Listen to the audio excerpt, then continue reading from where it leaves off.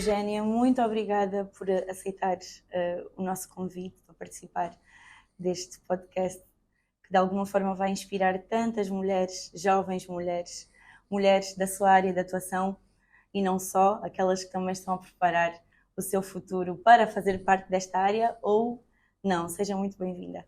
Muito obrigada pelo convite, é uma honra estar aqui. Vou tratar por tu, que é para a conversa ser assim mais próxima. Duas Patrícias, as duas de castanho, tem que haver alguma intimidade. Pois é.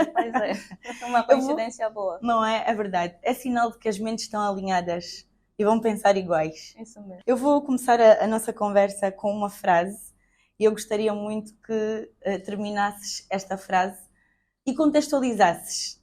Pode ser passado, presente, interpreta como quiseres. Okay. Quando eu for grande, eu vou ter realizado todos os sonhos que eu tinha desde tenra idade. Isso é presente ainda? Não, é futuro. Quando eu for grande, por exemplo, desde muito cedo eu sempre sonhei muito, né? Venho de uma família com grandes exemplos. Eu olho para minha mãe, para os meus irmãos e vejo neles pessoas que eu admiro muito. E pessoas que sonham muito, não se limitam em, não digo aceitar, mas se contentar com o quadro atual, com a realidade atual. Nós acreditamos que dia após dia é possível nós termos melhor. Então, quando eu for grande, eu vou conseguir realizar certamente tudo aquilo que eu sonhei, que venho sonhando e com a graça de Deus vai ser tudo maravilhoso. Qual é que era a tua maior qualidade quando eras criança? Ser sonhadora é uma delas, pelos vistos. Sim. Minha maior qualidade quando criança, acho que era... Eu era muito boa em... Eu gostava muito de... Era assim meio... Era tímida, isso não é uma qualidade, mas também era muito criativa. Eu gostava muito de mexer e inventar algumas coisinhas, então eu acho que a minha maior qualidade quando criança era a imaginação, que é algo que é comum nas outras crianças, mas é algo que, com alguns inputs que fui tendo também da família, consegui dar passos nesse sentido e realizar algumas coisinhas que tinha em mente. E o maior defeito? Eu era muito meio ciumenta. Eu era ciumenta e chorona. Então... Eu não gostava muito dessa particularidade que eu tinha. São características que ainda se fazem presentes Até na Eugénia de hoje. Até certo ponto, tento lutar com elas, mas estão sempre aí. Tento contornar, mas a dada altura ainda aparece. Naturalmente que em alguns contextos facilitam, outros nem tanto, não é? Sim, mas eu acho que quando nós nos conhecemos, sabemos quem nós somos, quais são as nossas qualidades e defeitos, então mais facilmente nós conseguimos lidar com isso. Se eu sei que em determinado ambiente ou circunstância tenho uma tendência de reagir dessa forma, então já tenho uma vantagem. Então a tendência é de contornar, encontrar formas de contornar para que consiga alcançar resultados melhores. E a criatividade aí também acaba por se fazer presente, né? Porque às vezes é necessário a pessoa partir a cabeça para perceber qual é o melhor desfecho a implementar nos desafios que a vida vai nos colocando. Isso nos leva para a próxima pergunta, que é, enquanto criança, que desafios encontraste para poderes continuar a sonhar e seres a pessoa que és hoje? Mas mais do que isso, houve algum momento que enquanto criança te preparou para a líder que és hoje? Se posso dizer, não encontrei grandes desafios para sonhar enquanto criança, porque acredito que seja algo que flui naturalmente, né? Nós olhamos para uma parede branca e imaginamos as cores e começamos já logo a tramar alguma coisa. Então, foi algo que surgiu de forma natural, a imaginação enquanto criança. E não olharia para desafio, mas diria que eu tive bons pais que, mesmo desde a infância, deixaram claro de que, porque os meus pais têm 4 meninas antes de virem os rapazes, Então, meu pai sempre deixou claro que, independentemente do sexo, nós podíamos ser e fazer o que nós quiséssemos. Então, isso foi como uma porta aberta para sonhar e trilhar o caminho que Deus tivesse definido para mim. Tive essa grande vantagem, essa grande, posso até dizer, facilidade, né? Não foi um processo difícil. E a questão da liderança foi uma consequência. Eu, propriamente, se posso assim dizer, eu não considero. Há pessoas que já desde pequena tu notas que tem uma tendência de liderar as outras crianças. As primas, os irmãos. Ele é que comanda o grupo, é que dá as ideias, olha, vamos fazer isso, vamos tramar aquilo. Eu era mais de estar ali no meu cantinho, vou estar a fazer as minhas coisas, faço os meus desenhos. Sempre gostei muito de desenhar e até achava que quando grande fosse ser uma arquiteta, mas sempre fui assim no meu cantinho. A liderança foi consequência do trabalho que tenho estado a fazer, não é algo que propriamente podia dizer que busquei ou que sempre esteve aí. Que sim, que sempre esteve aqui ou que corri para alcançar. Foi uma consequência, foi uma consequência de um processo que eu fui percorrendo ao longo do tempo. E como é que nasce, depois a partir daí, o interesse pelas tecnologias, não é? E como é que transforma este interesse em carreira? O interesse surgiu, eu fiz o curso médio de informática, mas não propriamente por uma escolha minha. Foi o curso que estava disponível. Naquela altura, acredito que foi, não vou dizer o ano, senão assim calculam rapidamente a minha idade, mas naquela altura a minha família estava num processo de mudança de casa. Nós viemos morar aqui próximo do Centro de Logística Talatona, do bairro Militar. E as escolas que tinham naquela localidade, as escolas já estavam quase todas ocupadas. Tinha um colégio disponível, mas só já tinha o curso técnico de informática. É o que sobrou. É o que sobrou. Então, a minha mãe não teve muita alternativa, ela que foi fazer a inscrição, então fez a inscrição naquele curso mesmo e eu comecei a estudar. Inicialmente, sempre gostei de computador, estava o pai a mexer, aquela tendência de querer ir lá apertar também numa tecla ou pronto e ver o que acontece.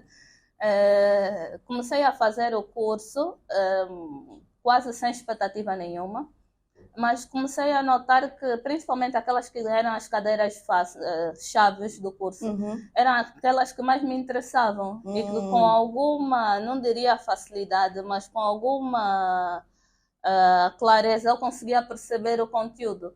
Enquanto os meus colegas estavam aí, muito grupo de estudo, eu tenho uma particularidade, eu acho que eu estudo melhor sozinha do que em grupo de estudo, porque há mais distrações, não é? Há mais distrações, depois se for o grupo de estudo, das meninas, muita conversa, então eu estudava melhor sozinha. E também tem outra situação de que eu cresci ouvindo que o meu trabalho era só estudar. E o meu pai era claro em dizer que não tinha dúvida de que os filhos eram inteligentes e que teriam boas notas. O pai queria aquela boa nota para ele poder olhar e dizer, pronto, o meu dinheiro está a ser bem gasto. Sim. Então, meu pai foi, no percurso todo que eu tive, teve um papel muito importante, porque ele é um homem muito exigente. Tu chegas com uma prova de 17, toda feliz da vida, a dizer, olha, o 17 foi a maior nota da turma, porque uma cadeira é muito difícil, pronto. Ele olha e diz, tá bem. Mas podes fazer melhor na próxima. Foi só 17 porque erraste aqui e ali. A pessoa parava e olhava, tipo, mas o pai tem noção do quão difícil foi chegar nesses 17. Mas ele era exigente no sentido de...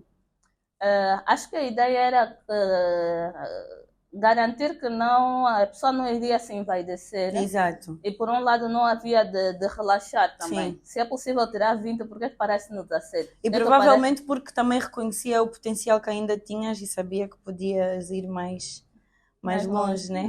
Sim. Mas eu estou a ouvir falar muito do teu pai, mas quero perceber qual é que era a figura feminina no meio desse processo todo, não é? Dos estudos e a posterior depois o início da carreira? Pois é, tem a minha mãe, que é a mulher que mais admiro na vida, porque nós, quando muito jovens, temos uma tendência de algumas vezes discordar. Eu me lembro, mas se estiveres a ouvir, acho que essa parte é interessante, porque muitas das vezes eu dizia à minha mãe: mãe, erraste, não devias ter feito isso, não devias ter feito aquilo, e parece tudo muito fácil na nossa lógica ou da nossa perspectiva. Mas ao longo do tempo eu estou a começar a perceber algumas posições que a minha mãe vai tendo, porque há coisas que nós só conseguimos perceber com mais tarde, com alguma maturidade. Eu costumava Ou quando já somos mães também, não é? Sim, sim. O que eu costumo dizer, a minha mãe eu considero a mulher mais bondosa que eu conheço. A minha mãe tem um coração muito generoso, às vezes parece um excesso de bondade. É aquela pessoa que o tempo todo faz o bem, sem esperar nada em troca, e há pessoas que tu sabes que não fariam o mesmo por ela. Então nós, enquanto filhos, às vezes temos aquele sentimento de proteção e dizer: mãe, estás a gastar o teu tempo, não faz isso, não faz aquilo. E ela parece ignorar-nos, porque entra de um ouvido e sai do outro, e é aqueles momentos que nós até notamos que, como já sabe qual vai ser a minha reação das minhas irmãs, ela já nem diz, nós só ouvimos já mais tarde: olha, a mãe fez isso, fez aquilo. E eu já consigo perceber o porquê de algumas coisas, e a cada dia que passa aumenta muito mais a admiração e o respeito que eu tenho por ela. Eu digo que eu sou a filha mais parecida com a minha mãe, a nível de fisionomia, né? Eu tenho a cara dela quando ela tinha a minha idade. As colegas dela de serviço costumam dizer até que eu sou a fotocópia dela, né? O meu pai costuma dizer que, porque teve uma vez até que eu encontrei uma foto antiga, e eu fui perguntar: mas onde é que eu estava nesse dia? Está assim meu fusca meio, mas o que é que se passa? O meu pai pôs-se a rir porque disse que aquela não era eu, era a minha mãe. Então somos mesmo muito parecidas. E ela acaba por ser referência também naquilo que é a construção. Eu gostaria de, quando tiver a idade dela, gostaria de ser metade da mulher que ela é. Okay. A minha mãe realmente é uma mulher incrível. Eugénia, falávamos há pouco de como é que foi o princípio, não é? Disto tudo, de onde é que surgiu o interesse e a vontade de fazer parte deste mundo das tecnologias. E disse-nos que foi assim um bocadinho ao calhas, não é? Mas depois de já Destino. Depois de já estar nesse mundo, como é que foi a experiência académica e quais foram os desafios, principalmente, que encontraste nessa trajetória, desde muito cedo até a parte em que chegas às ciências e depois desenvolves-te nelas? Bom, o processo naturalmente não é fácil. Eu acredito que, mas embora seja engenharia, não há profissões ou não há saídas profissionais mais fáceis que as outras. Todas elas requerem esforço, dedicação, horas de estudo, investigação para que se tenha bons resultados. Fica já a dica para quem está lá em casa, fica já a dica daquilo que é preciso ter e fazer, não é? Exatamente. Então, durante o processo todo, eu fiz o meu ensino todo aqui em Angola mesmo. Eu acredito que, sim, há instituições que são melhores do que outras, porém, nós, os estudantes, é que fizemos o nome das escolas, e a forma como nós nos posicionamos perante o ensino é que faz toda a diferença.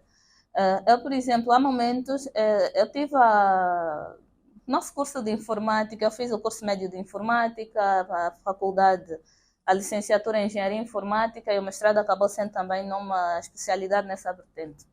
E as turmas de informática têm uma particularidade, são maioritariamente formadas por rapazes.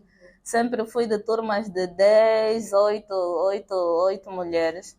E principalmente no ensino médio eram as turmas mais indisciplinadas da escola.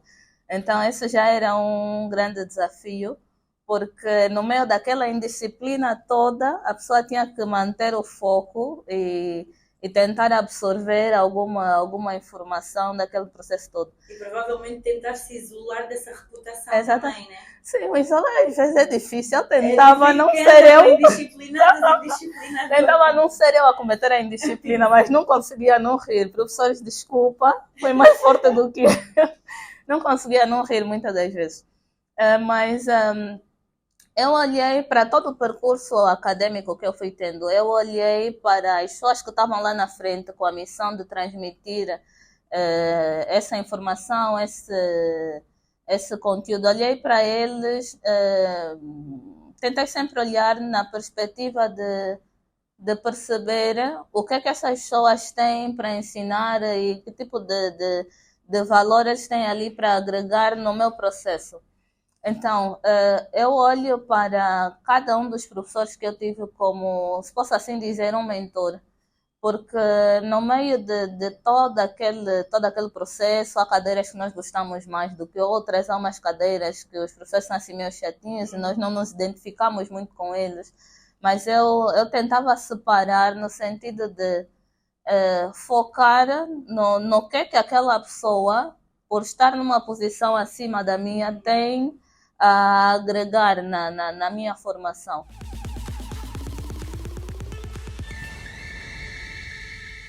Para vocês que estão nos a acompanhar, já sabem, partilhem muito o link deste podcast, que tem a principal missão de inspirar mulheres jovens a aderirem àquilo que são as tecnologias de informação e comunicação. Estamos em conversa com a Eugénia Patrícia dos Santos, ela que é atualmente diretora de tecnologias de informação do INAP. Deixem o vosso like, subscrevam o canal e fiquem aí desse lado porque a conversa só está a começar.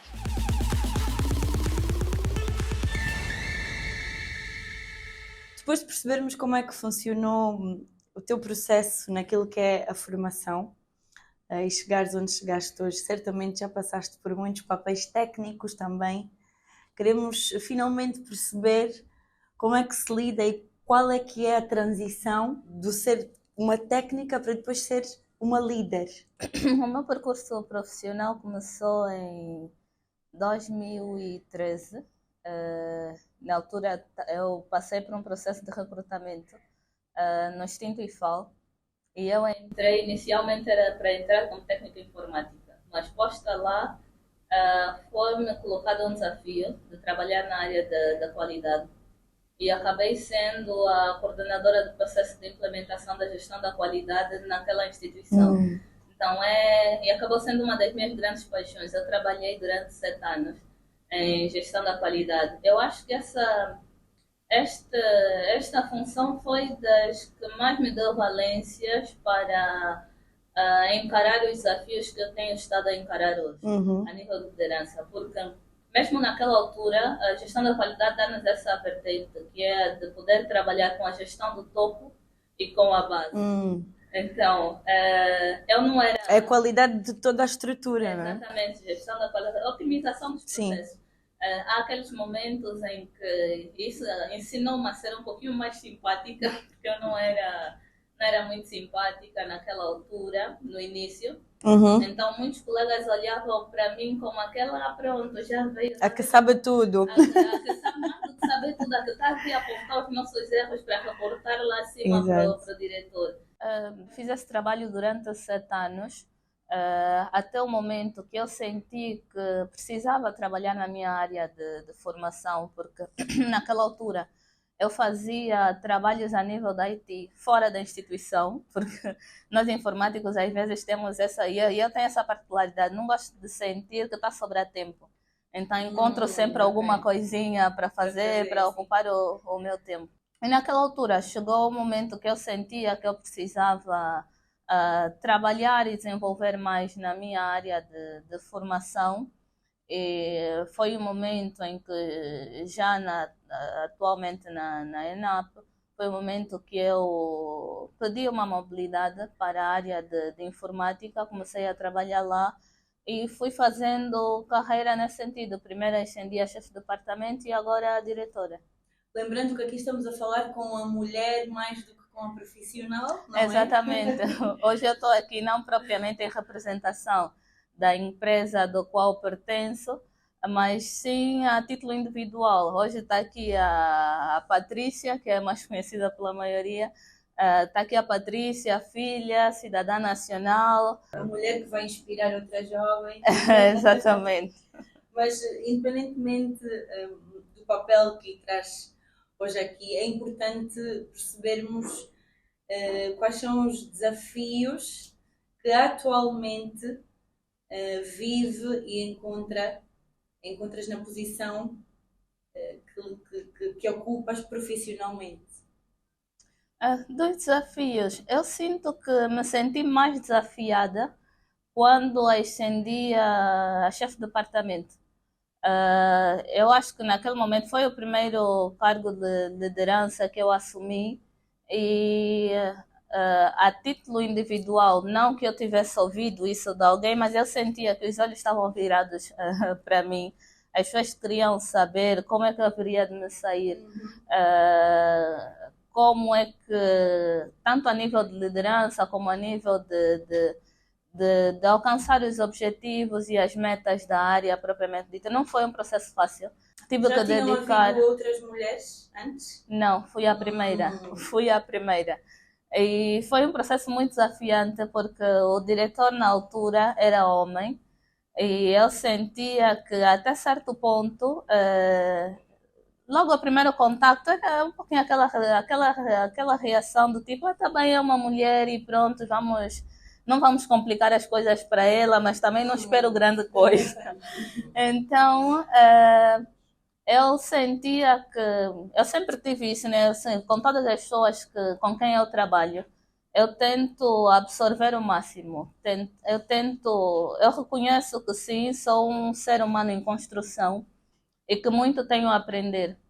Então, tanto com os mentores que eu tive na área acadêmica como na área profissional, eu tento sempre absorver o máximo. E esse foi um processo, diria, até certo ponto difícil para mim, porque eu tive que abdicar de algumas coisas. Quando falas de ter que abdicar, estamos a falar de vida pessoal, em detrimento de tornar-se uma melhor profissional? Até certo ponto sim, porque naquela altura eu podia ter saído um pouquinho mais, podia ter passeado mais, podia ter tido mais encontro com as minhas amigas. Vivido as coisas da fase, né? Exatamente, sim, porque eu sinto que até certo ponto eu deixei de viver algumas coisas próprias da minha fase, porque eu estava meio viciada no trabalho. Eu entrava no trabalho muito cedo, saía sempre tarde.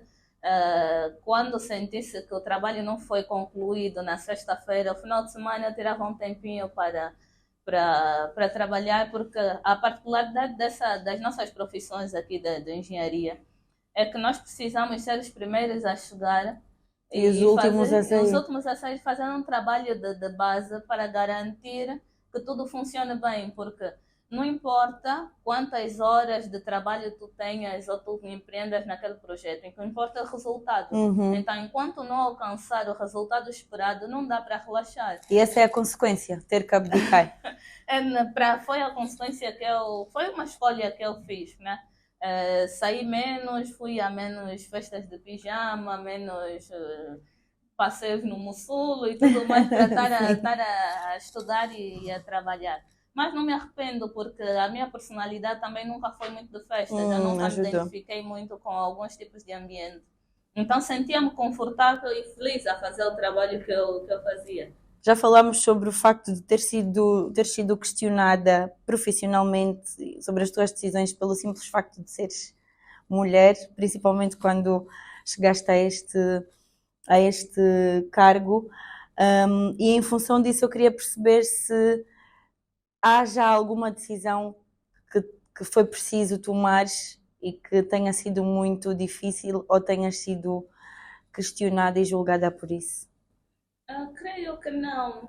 Há vários estilos de liderança. Eu preciso perceber, a nível macro e muitas vezes até a nível técnico, quais são os desafios daquela tarefa, quais são os desafios daquele processo, para que primeiro eu possa ser justa com a minha equipa e depois para que eles tenham alguma admiração e respeito por mim, porque é muito fácil chegar e dizer, olha, preciso que faça isso, faça aquilo, mas se eu não perceber quais são os desafios que estão por dentro, estão dentro daquele processo, então muitas das vezes, ou eu vou pedir que se faça uma tarefa num espaço de tempo muito curto, ou, e sem muitas das vezes os recursos necessários, porque eu nem percebo o que é que aquilo significa, ou corre-se o risco de eu dar mais do que necessário, porque eu também não sei se realmente é necessário tudo isso, ou com menos é possível fazer a tarefa. Exatamente. E neste processo tenho, até o momento, acredito eu, não temos tido grandes problemas, porque acredito que tenho conseguido ser, não diria referência, mas percebida pela minha equipa, e ganhar, conquistar o respeito deles. Então tem sido um processo, não digo fácil, mas possível. Recompensador. Exatamente. Se tivesses que explicar o teu trabalho para uma criança ou uma adolescente, de forma mesmo muito simples, de que forma é que tu explicarias? Bom, se eu tivesse que explicar o meu trabalho a uma criança, eu diria que em uma organização o meu trabalho é garantir que a base para o funcionamento da estrutura toda vai estar a funcionar. E trabalhar para que quando alguma coisa no computador de algum colega não esteja funcionando, ou do professor, dizer, olha, não fiz esse trabalho por causa da área X. Normalmente nós temos sido os culpados de muitos males, com e sem razão. Normalmente é essa a tendência. Quando alguma coisa não funciona bem, nós somos os culpados de eleição. É verdade. Agora vamos falar aqui um pouco da mulher e também já muito perto de terminarmos esta conversa. Quando a Eugénia se despe de todos os papéis profissionais, quem é a Patrícia? Pergunta muito interessante. Este é o cast com fé que vocês são os nossos principais convidados, participem desta conversa. Há muito ainda por partilhar e certamente desse lado vocês vão gostar do que vão ouvir e absorver muito daquilo que vai contribuir para as vossas formações e para aquilo que será a vossa posição na sociedade. Qual foi o melhor ou maior conselho que já recebeste? Creio que o maior conselho que eu recebi é um que eu consigo aplicar em vários segmentos da minha vida. Está dividido basicamente em duas partes, né? O primeiro que é manter a minha originalidade, não me deixar corromper. E o segundo que era de ter muito cuidado com julgamentos preconcebidos, né? Há uma tendência de nós escolhermos as dores dos outros, de nós julgarmos pelo ouvir dizer. E um dos grandes conselhos que eu recebi foi esse, de não julgar as pessoas pelo ouvir dizer, né?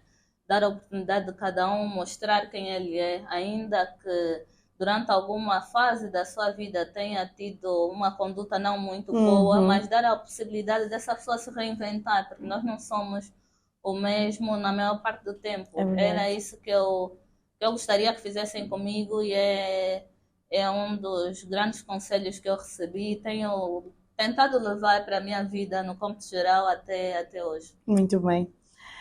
As duas últimas perguntas são perguntas que eu escolhi fazer a todas as convidadas que vão passar por aqui. E a primeira é: qual é para ti a definição de sucesso? Sucesso eu considero sucesso a materialização, a realização dos sonhos. O sucesso não é o mesmo para todo mundo. Se calhar para um cozinheiro o sucesso é conseguir abrir o seu próprio restaurante e torná-lo internacional. Para uma modelo é estar a desfilar nas melhores passarelas do mundo.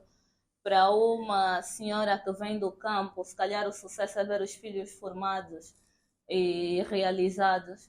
Então, para mim, sucesso é a realização dos sonhos. E a última é: quando é que uma mulher líder precisa de ser liderada?